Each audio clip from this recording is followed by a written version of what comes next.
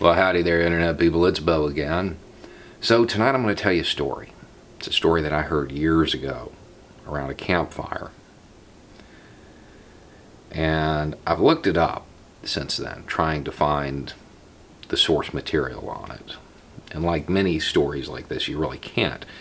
In fact, I can't find any story told from this perspective. I can find the story, but it's always told from the viewpoint of the mother in the story. In fact, I can't even find one told mentioning a group of young people. But that's the version I'm going to tell you, because even though it's not a traditional telling as far as I can tell, I like it better. So there's this young boy. He's 12, 13 years old. And he's on a journey. He's leaving everything he knows, headed to someplace he doesn't know and has no connection to. His whole village is going with him because they're being forced to move. They have no choice in the matter. It's winter. It is winter. There are ice floes in the river. The soldiers that are moving them, they don't care that it's winter. They have winter clothing. They don't care about the people that they're moving. And this young boy watches, just distraught, as everything he knows is destroyed. And he watches as mothers try in vain to keep their infants warm. And he's sitting there watching as a group of mothers who had lost their children cry. And one of them gets up and goes to talk to the elders. And the elders tell her, you know, your tears, those white tears, they'll spring forth something that will keep us connected to this area. And this young boy, he's just like, at this point, he's jaded. He has seen it. He doesn't believe that a sign or a symbol is going to matter. Doesn't really even believe that there is a creator anymore. He's hit that point. Just disillusioned with it all. So he bucks the elders. Him and a group of his friends sneak off that night. They become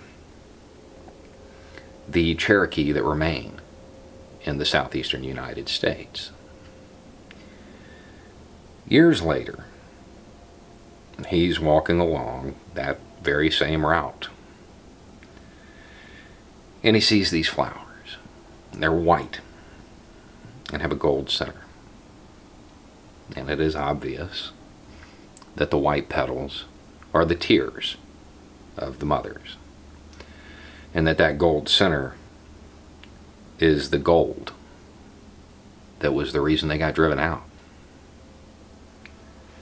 60,000 people were moved during the Trail of Tears. 4,000 died.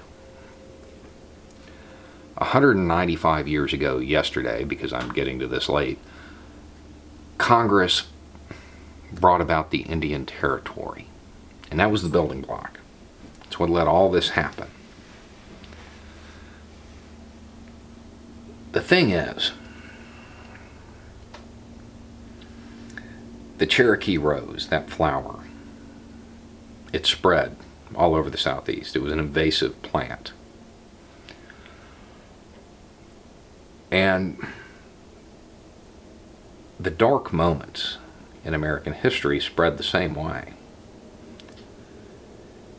More often than not, it was Congress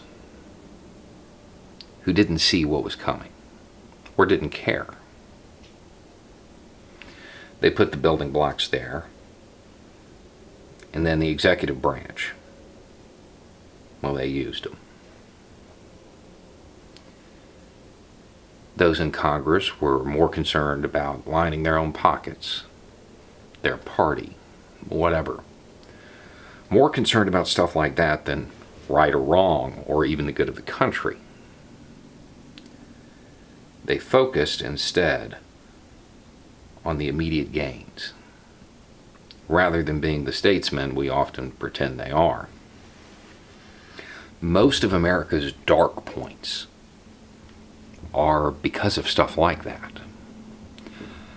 Sometimes they're just an innate part of American culture. They were there at the founding, and they will be there until we have the courage to get rid of them. But most times, it's because Congress couldn't see what was coming down the road. There's probably a lesson in that story for those who are on Capitol Hill today. Incidentally, the Trail of Tears gets its name from a quote. And the quote wasn't a trail of tears. It was a trail of tears and death. But we like to leave that last part out. Makes it a little more palatable, I guess. Anyway, it's just a thought. Y'all have a good night.